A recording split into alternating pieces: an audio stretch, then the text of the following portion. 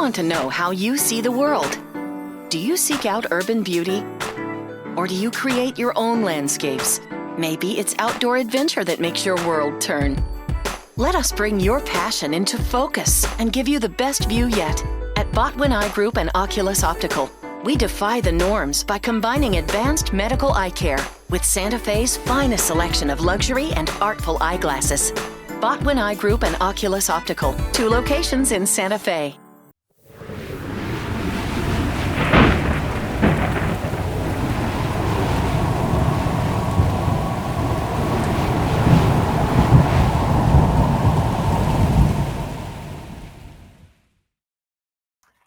All right, everyone. Welcome back to another great episode of the Santa Fe Gloom podcast. Super pumped for this one. Been looking forward to this for a really long time. We've got Danny with KickABallPod. So, Danny, I almost tripped over those words. Danny, thank you so much for joining us today. Of course, David. I really appreciate the time, and I thank you for asking me to come on and just talk about soccer, futsal, anything and everything in between. Yeah. So, Danny, I just stumbled across your podcast. Super impressed. 19 years old, correct? Yes, sir.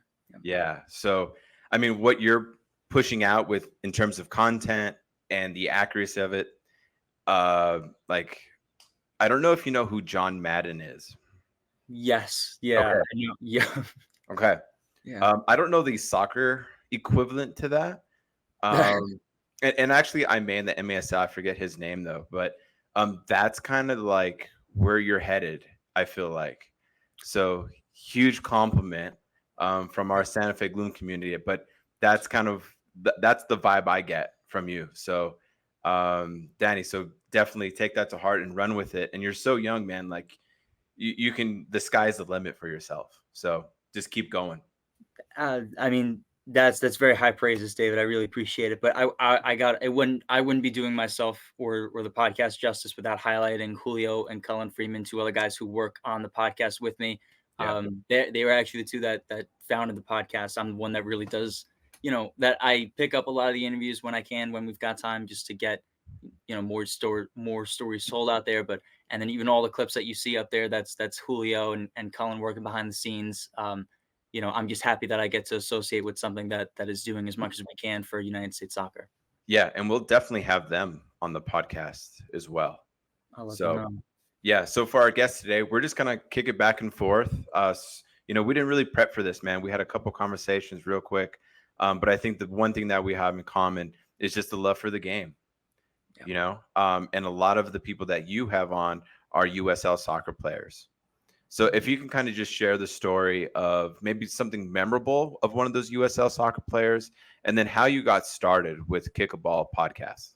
Gladly. So, looking back at a lot of the guys that I've been fortunate enough to interview, for those of you who may or may not be familiar with the United States soccer pyramid, you have, MLS, which is at the top, and then USL Championship, which I've been fortunate enough to interview some of those guys there. And then I know there's USL League One and NISA and MLS Next Pro as well, which makes up that 3rd tier. And then right below that, where KickABall started, was USL 2. So it's this amateur division, which how I like to explain to people is where a lot of these college players end up going to, fine tune their skills during the summers to make sure they're staying sharp, improving in, certain aspects that they can. I know a lot of the guys that I've been fortunate enough to interview, they sometimes look at these summers as, really important and maybe more reflective of what a professional environment could look like in terms of the schedules, how much time you'll have for rest or practices and of that sort. But, to think of some of the guys that I've been able to interview, even looking at this last summer, a guy that comes to mind, Omar Yaya, he was my first summer interview for this summer. And so he bounced around a couple college programs now with Utah Valley University. He's going into his final senior season. And I got to talk with him. He played with Redlands Football Club and for USL 2, and now playing collegiately with Utah Valley, as I mentioned. This is a dude who, has gotten his opportunities, to go in, be a plug guy. If you're looking for a certain spark, I know 4 goals in 8 games in his last senior season, in his last college season. but this is a dude who just needs his opportunities. You know what I mean? He's going to get that time. He's going to produce when he needs to. I've seen some highlights of him where he's keeping the ball from going over, the out of bound line. Will race around, do this kind of loop around, and then set up one of his teammates for an assist, and that'll only ever go down as an assist. But if you watch him during these summers, man, or even these falls, I mean, he is a dude that I think is really going to be making a big impact on that mid-major level scale. And then, David, you mentioned, just to talk a little bit about how I first got involved in this. So, like I said before, Julio and Cullen were the two gentlemen that started the podcast. And so they found me the summer after I graduated high school. So before that, I was working with just my own high school, calling any football, basketball, baseball, soccer games that I could. And I did that for my junior year and my senior year. I first got hooked doing American football, and that was a blast. I did that for 2 more years, and then started working in my summers. I mentioned talking about the USL League too. So I worked with the Westchester Flames, which is a team local to me. And they brought me on to do play-by-play. I did play-by-play by myself for 2 years, and that it was great. But now having a color guy, I work with a color guy. Actually, we just finished the USL2 season for the Flames, and I had a color guy with me alongside, and I didn't realize, how much you really do need another guy up in the booth. Until I had one. Malcolm Phillips, he plays at SUNY Brockport Division 3 ball. And he's phenomenal. He's been great. I'm actually going to talk to him soon, just about, talking about, his color commentary experience and of the sort. But yeah, so I was doing, when I was doing it by myself, the way I would start doing it, I would have, my headset on, and I would look and watch the game, and I would have my phone maybe right next to me, and it would be facing me, just filming me, trying to get any little clips that I could that sounded good. Because part of what I wanted to do just by doing this was just to get something out there. Maybe somebody would notice, like, hey, I really like this kid's stuff. Let's get this out there. Let's do a little trial run, and we'll figure it out. And that to an extent has worked in its own regard. But yeah, and I really didn't even know how reels worked at that point. I would put 7 clips in a single post, and I was lucky maybe if somebody got to the third one. But it was a blast, me being able to just broadcast and just do that work. And the way KickABall comes in was Julio found me just because I kept tagging, doing the hashtags for USL League 2 and soccer and USL soccer. So my name ended up just coming up at one point, and I got a DM.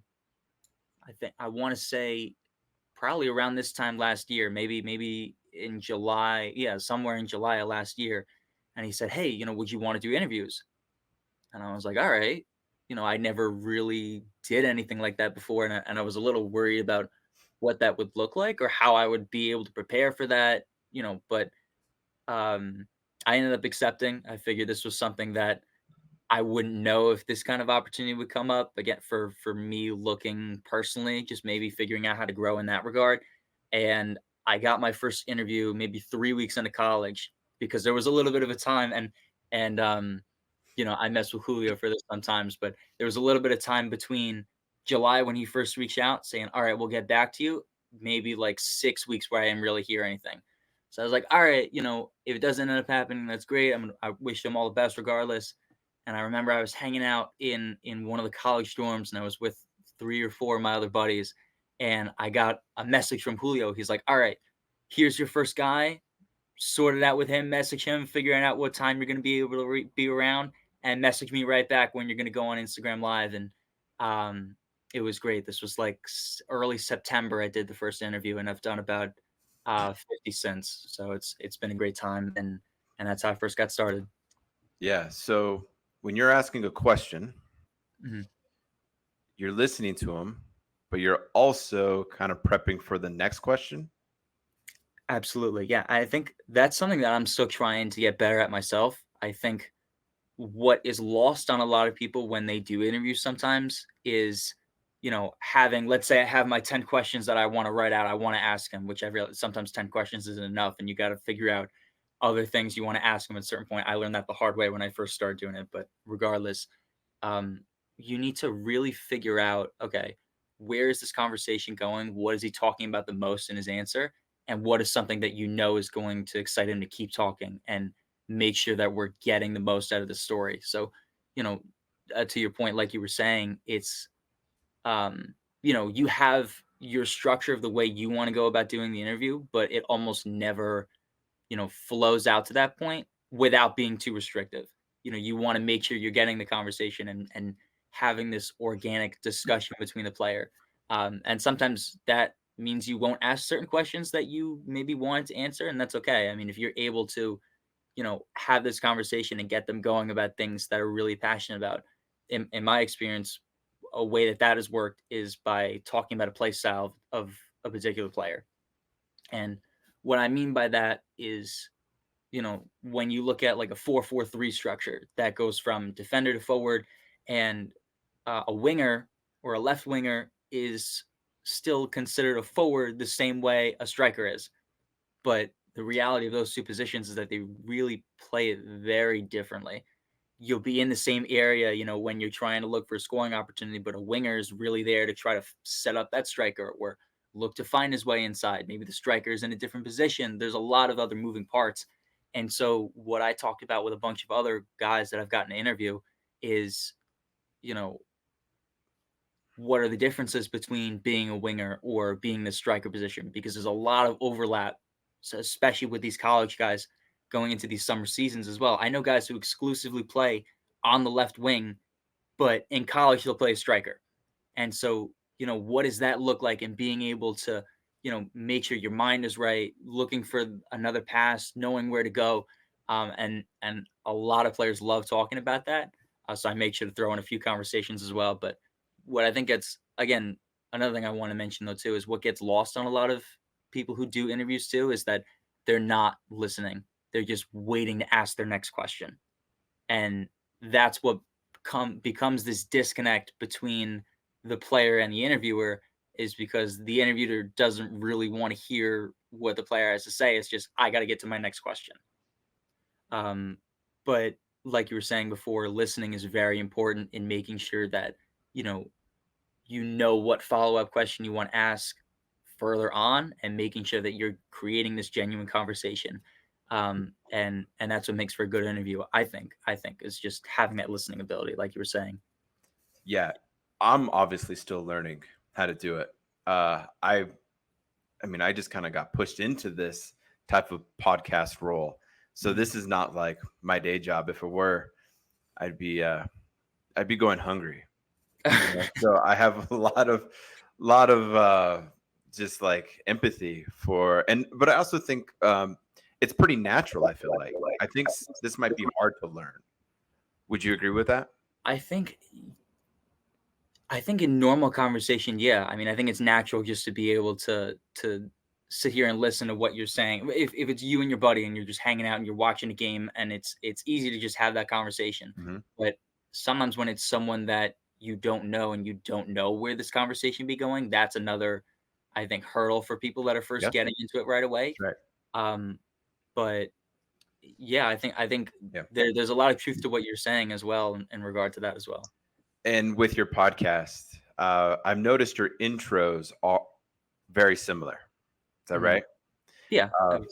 The Pit Press, they're one of our sponsors. They help us with our YouTube channel. They do some edits. They do our Instagram. And one of the main guys there, his name is Eric. And Eric's like, dude, your intro is just so damn boring, kind of thing. And I'm like, well, bro, what else am I supposed to say? Mm-hmm. Right?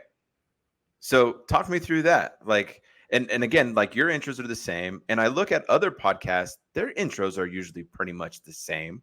Mm-hmm. You know, so, and he was mentioning like, we'll kind of change it up a little bit, you know, and I think I have to some degree, but I want to get your take there too, because some listeners might be turned off that it's the same. Some listeners might be turned on that it's the same path, it's the same tradition. But I don't know how else to make that intro meaningful. And I know also, like, if you look at like other big podcasts like Joe Rogan, they just start talking, you know, because they already know the guest, right? They just go right into flow. They don't really introduce themselves. They don't do much. They just go straight towards it. So give me your impressions there and your reflections there just on your own your own openings. Right. I think there's a lot of truth to what you're saying as well. And that was something I was a little worried about it being this repetitive nature of, okay, welcome back. Yeah. I'm this guest, Yeah. whatever. But the way I just started to get around it was just by giving this little quick 30-second thing about the guest, so that we're going right into, okay, here's his voice or this player's voice, because it's so, they don't want to hear the host talk. And that's the unfortunate reality about just doing the podcasting and the interviews, is that they don't want to hear the person asking the questions. They want the answers. So that's why even some things that I'm trying to cut down on is talking way too much, just going on and on about a certain question. And it's sometimes I want to give that context as to why I'm asking this question. If it's like, oh, you beat Duke the other day. Well, what happened in that game to lead up to that point? Um, and sometimes that context is valuable, and that's something that they want to listen in on, or that anyone wants to listen on. That has me on the edge of my seat. But with I think the example that you gave with Joe Rogan is an interesting example though too, because you look at the episode with Cat Williams, and you know exactly who Cat Williams is, and you just go right into it, and that's a great way of going about it. But I think in what we're working in, where sometimes there's not a lot of coverage of futsal or college soccer or USL soccer in general, sometimes you need that extra little information, however little it is, however you don't want to make it minutes long, and then it's like, all right, I'm pressing 15-second forward to get to the point. But um, in this case, I think it's needed to have a little bit of context when you first start talking to some of these guests. But I like the idea of shortening it just a little bit. I mean, not, for my own, or for in general for this kind of thing, because once you start gaining an audience, they know what they're getting into, and it's like, okay, this guy goes to this school, he plays this position. All right, let's go. I want to hear it. But I think it all comes back to getting an audience as well, to making sure that, okay, they know who you're interviewing, they know this, they know the drill. Let's go. Let's get right into it. I think Right. there will come a time where we don't need intros and we can just go straight in, and then that'll be a nice little mark as to, like, all right, we got people watching this kind of thing. You know what I mean? Like, on both ends. Yeah, that's what I told my friend. I was like, we just go straight in. Mm-hmm. We're ready to go. Your guests, they're USL players. Mm-hmm. I feel like, this is my opinion, I feel like the MLS overlooks so many players, right? I think that they're not looking closely enough to, like, futsal players, the USL levels. I think they're taking the top universities, they're prospecting them, the North Carolinas, the Dukes, Virginias, rightfully so. But I think they're groomed to play that, and they're going into MLS and they're missing USL players. Mm-hmm. I do think that there's a great path for, like, a small city like us in Santa Fe, New Mexico, that's pulling players from Albuquerque and Santa Fe to integrate to USL and to eventually get to the MLS, because the MLS is missing that player pool. And those are the guys that you're interviewing, correct? Right. Yeah. Yeah. We definitely take more of like a lot of these college guys, but yeah, USL guys are still definitely part of our base. Yeah. And do you see them going pro? These MLS. USL guys or the college Yeah, guys? both. Okay. You think that there's a path for them, or once you're in the USL champions, that's kind of where you've tapped out, or the MLS players are moving down to the USL champions? So from my experience, and from just from what I've heard from some of these interviews, Mm-hmm. is that sometimes, having the draft, I think, is a good start.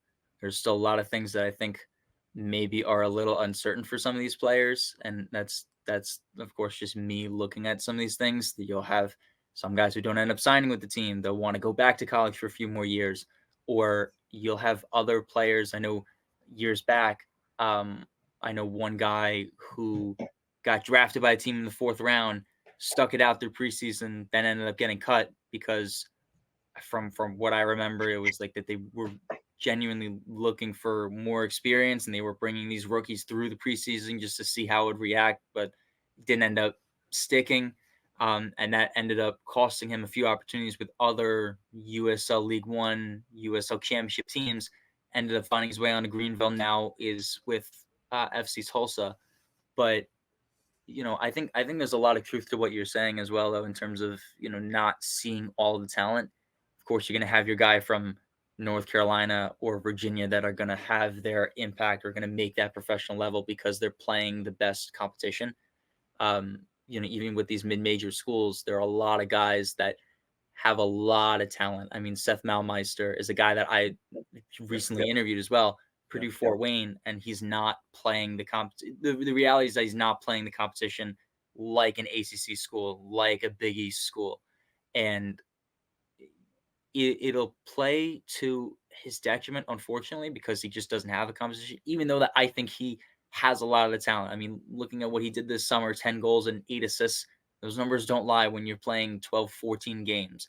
So, I'm wishing him all the best, but I know, by looking at where we are right now in college soccer, it's a little difficult to see, this pathway to pro.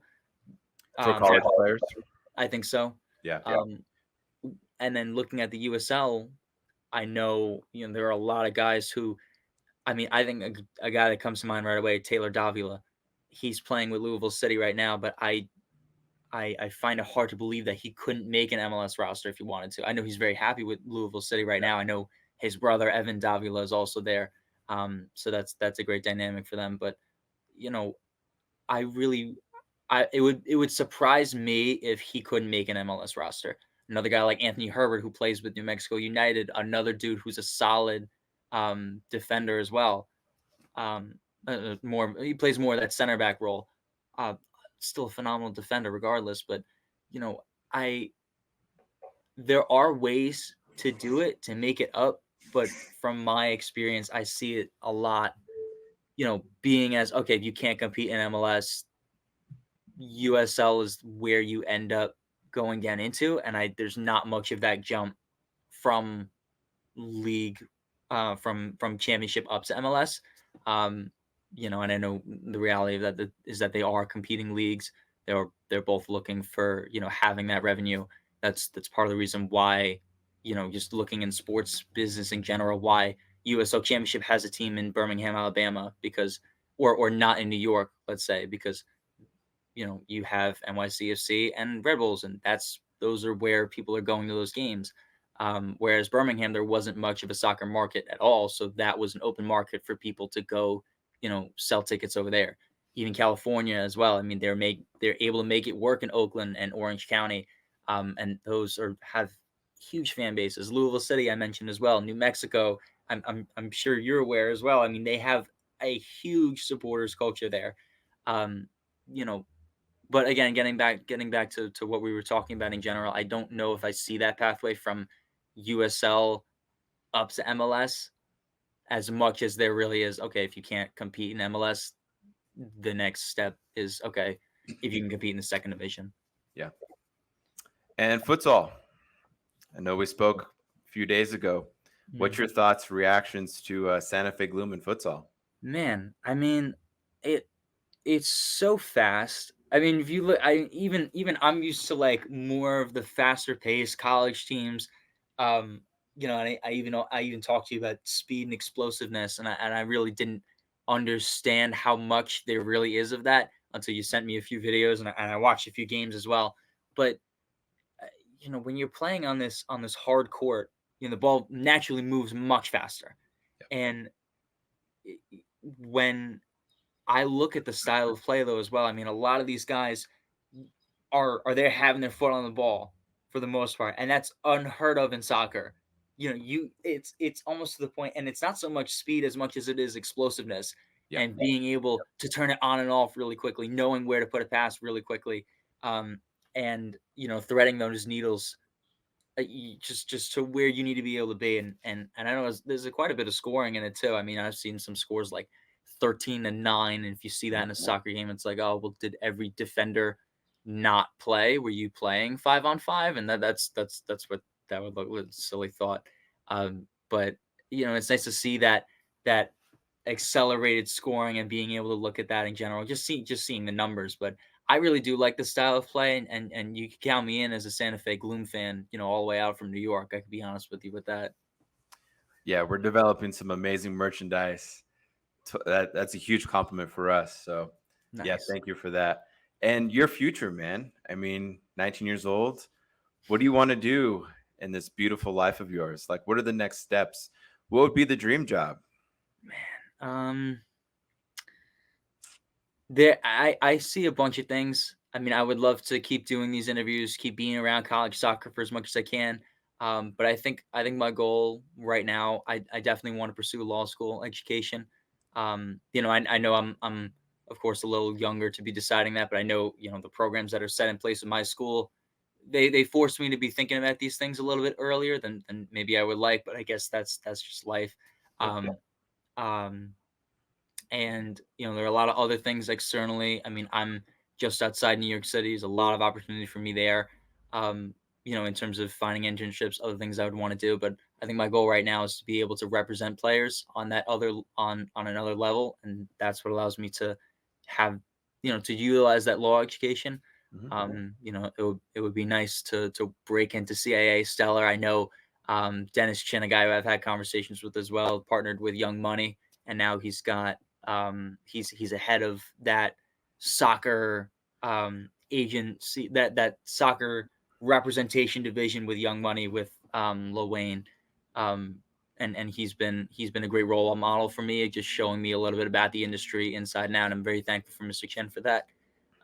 But I think that's where I see myself long term. I mean, I love doing the interviews and I love hearing these guys' stories. There's not a not a talk, not a half an hour, not a 40 minutes that goes by without me wanting to hit up a guy or post a goal that happens with him, and want to support these guys through that, because the reality is that there just aren't that many. I mean, there's NCAA soccer, that account, and what they've got going on. But, I like to think that what KickABall does is more on that personal level with these college guys. I mean, I've a little bit of freelance work that I've been able to do. I work with the Flames for the most part, but then there's FC Motown STA, which is out in Morristown, New Jersey, and I'll go do a game over there, and I'll go down by the locker room. Once they're all done meeting and whatever, last thing I want to be doing is getting in their way of making sure they have those conversations. But I had a friend over there who was like, "All right, I'm gonna come bring you down to the players," and I was like, "All right," I didn't know how it would be received because they don't know my face, or so I thought, until I started saying, "Hey guys, I'm here with KickABall Podcast," and I couldn't even get the sentence out, and they were like, "You're that guy. You're the one who does the interviews."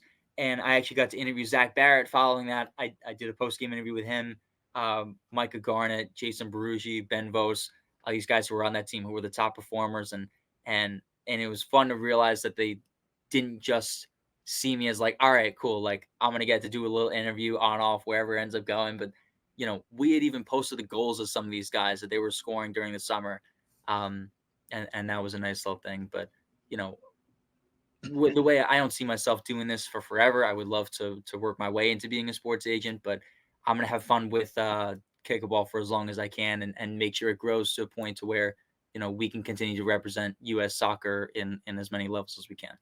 How do you think they knew you? I mean, I wish I really knew. I think it was just from me putting up the interviews as much as I can. I try anytime I got a free moment, I'm trying to schedule, all right, reaching out to all the guys who, because sometimes, you can't file out an interview right away, or something goes through, something gets in the way of anything. Um, but, anytime I have a moment, I'm hitting up a guy like, hey, would you still want to come on? I'd be more than happy to talk to you for half an hour, 40 minutes, however long that is, or however long it ends up being. I know there's been some interviews that I've done that have gone for 45 minutes, and I'll be on the Zoom talking to the guy after the interview's done for Oh another yeah, 45 minutes, just yeah, talking about soccer. yeah. Um, and that's always fun. That's always a nice time.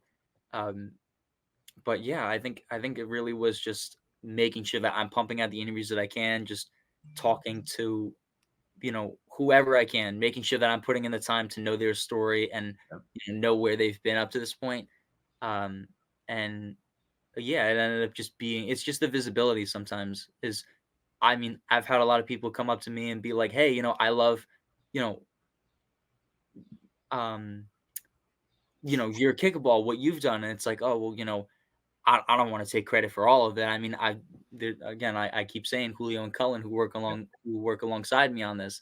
But I think sometimes it was just about visibility, like who they're seeing in front of the camera doing the interviews, and I'm thankful for it. It's been nice. It's just been nice to, when I um when I promote a college soccer environment, that it's not like, oh, whose brother is this on the team that like just likes the team or whatever. Now, like, oh, okay.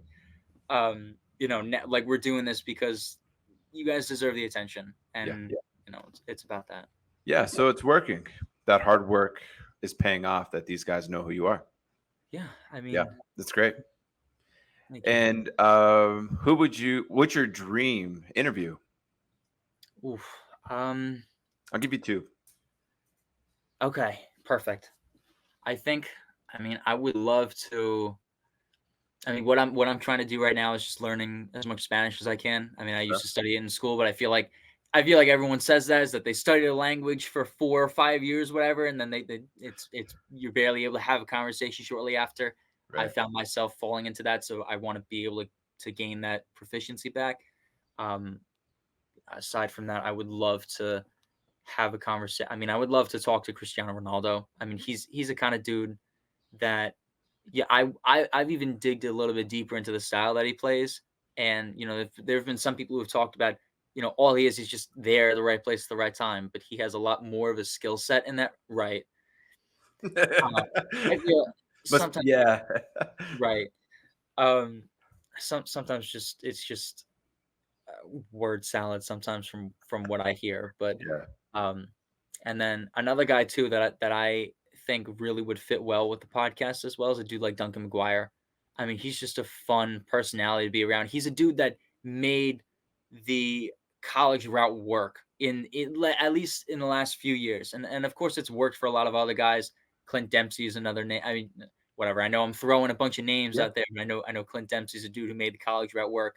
But Duncan McGuire, I mean, I know he even was a dude that you weren't even looking at to be your main guy at some games, which is ridiculous to think about now, considering what he's doing with the Olympics or him being on the Olympic team. But I mean, he's a dude that shows that the college route works, that you're able to get the opportunities. These lost guys Yep. who couldn't make it, or maybe couldn't make it happen in the academy, to where somebody would have the eyes on them, and then now being able to show out 3 or 4 years in college, or 4 years now with changes to the draft. 2, 3, 4, 5 years sometimes of guys will be spending there, but he was a dude who made the 4-year college route work, and now he's a guy that is representing the U.S. on the national stage. Yeah. Great, man. You had a couple questions for me. Yes, I did. How did this team, this league, end up being formed out, and how much of it did you have to do with creating the Santa Fe Gloom? Yeah. So that's a loaded question. Okay. Yeah. And we could take it back. yeah, no, that's a loaded question. It's a great question. We're probably going to have a whole episode dedicated to that. Oh, great. Yeah. So, but to answer your question, and I think most of our audience knows kind of our origin story, but a long story short, I had a genius idea to form a MASL team, Major Arena Soccer League, arena soccer. And I need to get your opinion on that too, on MASL. And we were going to host it at our community center that has an ice rink, because that's where most of these games are played, are in ice rinks and arenas. And myself and the city made an agreement that we would do that for 5 games in the wintertime. And so I got it started. I started saying we need a name, players, went out to a couple of combines in Detroit, and then one in, I think it was in Dallas, or it was Oakland. It was like in the summertime, and it was raining in Oakland, and it's when they had the hurricane down there, like a couple years back. It was cold. And so, just trying to get my ducks in order. Then unfortunately, our ice skating and hockey community kind of fought back and said, oh no, we want to only keep hockey sports here and ice skating sports here. And so then our city kind of just reversed their decision basically and said, we can't do arena soccer. So I said, okay. And there's a lot of details, fun details in between that we'll share. So then I had to say, okay, well, what's next? What, we can't do arena soccer in our community center. So I stumbled upon futsal. And I was like, you know what? There's a team in Albuquerque, which is about an hour away from us. And there's a team in Denver and in Phoenix. That was our conference. And then there's another teams in the Midwest. So I said, let's do it. Connected with my local high school that I went to, Santa Fe High School. They're Santa Fe High School Demons. So I'm very proud to say that I'm a Demon and I'm a Gloom. Okay. That's dope. Nice. So we hosted 5 games in Santa Fe. It's the National Futsal Premier League. And that's how we got started. We also used Santa Fe Indian School, which is probably one of the nicest gyms in the state. They've got these 2 big video boards, seat backs. It looks like a university gym. And that's kind of that's a long story short. But the Gloom is all about perseverance. It's all about community. Our games are free, right? I really believe in accessibility. No matter what background you come from, you're able to come and see a Gloom game. You can get autographs after the game. You can see, great players playing and be introduced to the beautiful game, right? And a lot of the Brazilians, and they know a thing or two about soccer, they started out playing futsal. So, because I think the United States system is a little backwards, right? We're going outdoors. And I think even sometimes it wasn't for me, but it's for fun, right? Our kiddos are, or the kiddos are experiencing something real competitive, I think, too young. The European system, they're saying, hey, go out and have fun. Once you're 8, 10 years old, then it's a little bit more competitive. So that's, in a nutshell, that's how the Gloom started. Right. And I know you had a little bit of we talked about before. I know Zozobra, I mentioned a little bit before in a lot of our conversations. I mean, I had no awareness of how deeply rooted that this tradition is, especially with this being the 100th year in the city, or to go back to like how deeply rooted it is in this city and even for the state, I'm sure as well. I mean, how much did that play into, and I know I read up a little bit as well, like how much did that play into the brand that you have created, or you and everyone involved with the Gloom have created with this team? Yeah, so it was critical. And again, we'll get real in depth in another episode. But great question, man. So, the New Mexico United, I look to them a lot in their colors, their branding, their look, their vibe, their feel. Obviously, they have New Mexico. Then they have United, right? And there's Manchester United. There's other teams. But for our state, that made sense to us because we don't have a professional team. The New Mexico United and the Albuquerque Isotopes. The Isotopes is our baseball team, minor league. I mean, they're basically the Broncos and the Cowboys, of our state. So when the New Mexico United came out with all of their branding, it really made us feel that we were a part of it. Us, meaning Santa Fe, northern New Mexico, smaller communities. We were invited into that New Mexico United space because it was for everybody. So that name really hit to me and it made a lot of sense. And one of their first branding materials, they had a flag and it had New Mexico United. It had the shield. The shield also explains why New Mexico United has the colors, why it has the stripes, all of those things. So it told the story. And our Gloom also tells a story that we'll share in an episode. Right. So to answer your question, I wanted something that was authentic to our city. That means something. I didn't want it to be called like the Santa Fe cactus flowers, right? I wanted it to be a good vibe that in our community, Gloom means something. And for us in Santa Fe, Gloom is actually kind of a good thing because with the Zozobra, we burn this giant Muppet, basically. And we put all of our Gloom in there. We can write notes and stuff it in Zozobra, and then we burn them, right? So the Gloom, and Ray Sandoval, who we've had on we're going to have on our podcast, he explains this beautifully. So that's that's kind of the origin story, and it's a native feel. Our colors is turquoise. When you come downtown Santa Fe, you'll see the turquoise vibes. So all of those things. So it meant a lot to me that we hit a authentic name in Santa Fe, especially for local people, that we felt that we belong in our own city. And that's so crucial. I mean, you talked about the New Mexico United, and I have my own, or Anthony Herbert, or Tony Herbert, I should say, has his own stories about how Oh, I collected I that, listened to it. Yeah. like how collected that supporters group is. But um, I mean, what is so nice about what you've been able to do is you find this little collective city of that. I mean, I know we talked about 90,000 Yeah. people, and you've found the right colors that and you found the right name, and you found something that already found that has hit a nerve with the people, not a nerve, I shouldn't say, but has struck a chord with the people in this community that is still different from New Mexico United. It's different enough that I never would have thought that, okay, I could see, okay, maybe being in the same state, but I never would have imagined that, that there is a little bit of like, okay, an inspiration that was gotten here, but you even took the idea to yourself to make it still so much a part of this community. Yeah. 100%. It had to be. Again, looking to the New Mexico United, their supporter group um, is geez, I don't even know why I'm spacing it. The Curse. That's what it is. So that's their supporter group. Again, so that's similar to the Gloom, right? The reason why it's the Curse, from my understanding, is New Mexico, like nothing goes right here. Like we're 50th in education. Our poverty level's like at 50, right? Like a lot of things that we don't really appreciate, right? So we don't get, that nod sometimes for nice things coming to Santa Fe. So we're cursed. But the New Mexico United was kind of like, hey, like this is like our gym, like we can do this.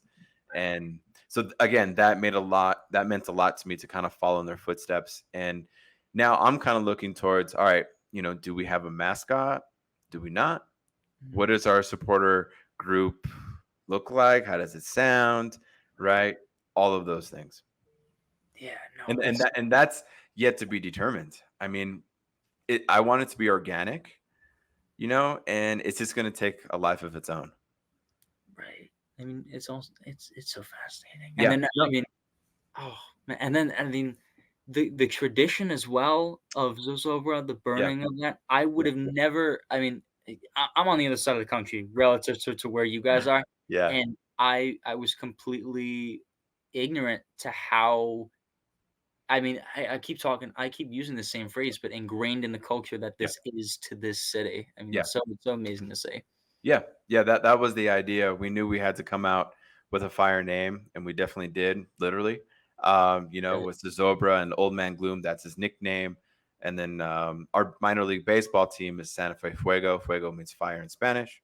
So there's some good vibes in Santa Fe. We got Zozobra, got Santa Fe Gloom, got Santa Fe Fuego, and the Zozobra basically kicks off our fiestas. Our city is the oldest state capital in the country. Zozobra is one of the oldest traditions, I would say, in the country. And it's the biggest locally supported event in Santa Fe's history.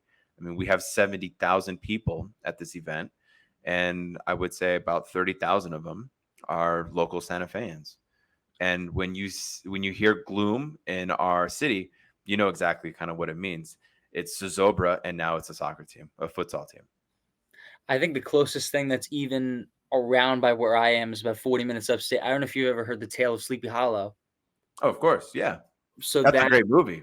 and it's a real place. It's about 40 minutes Really? upstate of where I am. Yeah. So I would go, I know, oh geez, when I was in when I was younger in high school or whatever, they always have events for Halloween every year, and it's a nice time. It's a nice like little homey little area that I guess I'm a little more numb to because I've seen it so much, but it's a nice little thing to get away from if you're ever in New York around Halloween time, and that's like a nice little thing that gets a lot of people from around the area. But I remember, What is it exactly? so it's really just the story of Sleepy Hollow, and they embed it within the town. So it's a Got it. small little, That's only cool. a few thousand people that live there, And I know even the school, their mascot is the Headless Horseman, Yeah. Yeah. Cool. and their homecomings are dope. I've been up to a couple ones. It's sick. Yeah. Um, yeah, but I mean, and that's not even on the scale of what the history that it is behind with just over in Santa Fe. Yeah, correct. I think this also sets up a lot of theme games for us too. Just culturally in Mhm. Santa Fe, and that's I think this is something I'm definitely thinking about now. Is do we have like a Zozobra night, right? A fiesta night? All of those things start to really make my the wheel spin in my head, saying, okay, how do we make this a cool vibe? And I think another thing too that's really important is at the moment our players are mostly immigrants. They're coming from all over the world, right? Especially Latin America. So the Santa Fe Gloom players are all over the world. Santa Fe Gloom's real native to Santa Fe. So we're really combining a lot of these cultures together. And that's exactly what soccer does, right? It's the world's beautiful game.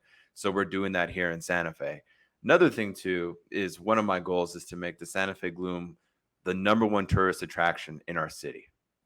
So that's another thing too. So, right, we've got a lot of them. Trust me, we've got the opera, we've got all kinds of stuff. 10,000 Waves, we got downtown Santa Fe. But if we can make Santa Fe Gloom like the place to be 5 to 6 times a year, we'll definitely be onto something. So I want it to be a cultural event that tourists like yourself, right, going to be looking on Instagram or whatever, and you're going to be Santa Fe Gloom. What the hell's this? And there's a soccer ball, there's a team. You can be like, oh, okay, this is cool, right? And then you walk into this gym and there's Spanish, there's English, there's all kinds of things going on. There's economic development, there's tables, there's kids, and then there's a soccer game. We have a live DJ at our games too, playing Latin music. Yeah, so it's a vibe, man. It's super fun. And then kind of what you're mentioning, it's high scoring, right? So there's a lot of goals scored. Our sponsors like that. So it's just a great vibe. And if I may too, I know you talked about these players coming from all over. I want to mention a little bit about how that also is similar with the college game too, if you don't mind me Yeah, telling you a yeah, couple things. yeah. Of So, course. um, a school that's not too far away from me. It's Monroe College, and they're in New Rochelle, and it's actually a school where they get a lot of guys that play in the summers with Westchester Flames, and they send they're in the NJCAA, which is the junior college Yeah. level of the NCAA. Again, those are the ballers, man, that are overlooked by Yes, even like D2 yes, schools or whatever, right? And mhm, those are guys like the MLS guys. So yeah, continue. But that's yes. it. That's it. So, I mean, if I can name a few, like Bruno Rosa, Lorenzo Boselli, Hugo Jenkinson, Cade Erickson, Godwin Partey, dudes who all came from Monroe College. One, Steph Dallinger is another name. One, um, JUCO championships, Yep. and then made their ways to Division One programs. Yep. Lorenzo Boselli, in the 2022 national championship game, you ended up transferring to Syracuse. Oh no, excuse me. Lorenzo wasn't with Monroe, but he actually was playing at a lower level than what Manhattan College is playing. Ended up transferring to Syracuse and was the first penalty kick taker when the game went into penalty kicks. National championship game went into penalty kicks, and he was the first one that took it. He Yep. was the one that was trusted. All right, we want you to set this tone. They ended up winning the national championship, and then I all believe it. guys that end up going Division One too. Providence College, Missouri State. Another thing with Missouri State though too is that they gain a lot of their base from guys from coming from England or Sweden or Norway, coming to the United States that want to play college soccer. Yep. Jack Denton's a name that comes to mind. He's balling out with Spokane Velocity in League One, and he came to Missouri State because there wasn't much of an option for him based off his student status. That's right. And so that became a home. That program became a home for a lot of international guys who would tell okay, Missouri State is a team that is going to make sure that you know what you're doing and that you're going to be prepared for this college season. Nationally ranked program, top 25. But you could also see that in these local little pockets as well, though, too. Like a team that comes to mind, I interviewed Jonathan Robinson. He was a left back, but played as like a left winger. Really played along that side. Really made a his bread and butter was playing along the left side, and he was a dude who was, I think he was second in all of the NCAA in assists, and that was because he was really taking a lot of the corner kicks, setting up guys like Dylan Singh, Charlie Sharp, the Hodgson boys. Will Perkins was another name on that team too, and Where's Will Perkins from? I think I want to say he's a Midwest guy, but I'm not sure. That was my point. He's a defender. I believe so. Yeah, he's a center back. I think he's playing professionally now. I think he's from Michigan State. If it's the same Will Perkins. That sounds about right. But yeah, and I think he's a Michigan guy though too. Yeah. Same with or Michigan, Wisconsin area. Michigan, Wisconsin, Indiana area for all of these guys. Most of these guys in the starting lineup, I think one or two of them were from England. I think the goalkeeper was from England or whatever it happened to be. And this was a top 15 ranked program that made a national tournament, beat Green Bay 3-0 off a hat trick from Charlie Sharp, and then went down to Durham, North Carolina to go play Duke, a team that gets people from all over. This is one of those programs that you dream of playing them growing up. And they beat them in double overtime to move on to go play Notre Dame and then take Notre Dame into penalty kicks. They end up losing, and Notre Dame ends up going to the national championship game. But for this team that was essentially built off of the guys in the bordering states, and then to go to it was amazing to me. And I even asked Jonathan about it too. And he was like, you know what? There's just a lot of talent that people aren't seeing. And I think that's a huge theme of our conversation is just that there's a lot of talent in futsal, in college soccer, in these levels in USL that you have all these ballers, but maybe aren't given their chance. Yep. Yeah, 100%. And I think the cool thing is I think Santa Fe Gloom and maybe some of the smaller clubs get a benefit off of that. I guess that's the positive of it. It's what makes people look, and it's the reason. I mean, you reaching out to me, I think, is a huge compliment to be able to have this conversation, regardless. But I think as people become more aware of, or even maybe it's a selfish thing sometimes for some people where it's like, I want to root for this small school. I want to see, who their ballers are as well. I mean, even that gets people to watch certain other, cities aside from like what's in New York or LA or these other bigger programs, wherever they happen to be, these ones with these reputations. Everyone is always looking where that next little pocket is. And that's going to be a huge draw for some of these smaller cities as people become more aware of college soccer and futsal and, how exciting that these games really are. Danny, well said. Dude, we can talk for hours. I would. I would. Yeah. Thank you, man. Thank you so much. We're definitely going to have you back on. I'm going to follow your journey. I'm going to have all of our Gloom players follow your journey. So yeah, man, it's incredible. And thanks, man. It's such a big honor to have you on, and we'll just keep the energy going, all the excitement, and it's great. We really, really appreciate it. I mean, you're a celebrity to me anyway. With all the stuff that you do, man. I mean, I'm constantly looking at your page, and you got more players. I'm like, damn, like I'm just trying to catch up, man, to you. So, but thank you so much for joining us. And now we've got a guy, man, in the East Coast.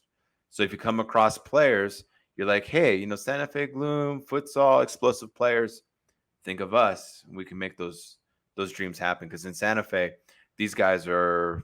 I mean, ask Chucky, our goalie. People love Chucky here, so it's just good, fun stuff. So thanks for spending the time with us today. Absolutely, David. I really appreciate all the kind words. I'll be making sure to do what I can to make sure that Santa Fe is known on this East Coast. I mean, anything that goes on. I know we're a little ways away from getting back into playing some of these games, but just know game time. It's going to be up on D-Lang Broadcasting. That's right. That's cool. And I really do appreciate all the kind words, and guys like me and you got to make sure that we're promoting our sports as much as we can, doing what we need to for futsal and college soccer, and having these spotlights on stories that just haven't been told, being ambassadors for our sports. That's right. Yeah, that's what I appreciate from you the most.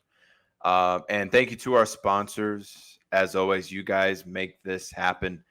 Pantry Dose of Santa Fe. City of Santa Fe Economic Development, thank you all so very much. Capital Ford, Zach, Age Friendly Senior Care, Pit Press, thank you for setting the tone. Thanks for all the little criticisms. The Pit Press, you guys are great. Love you guys.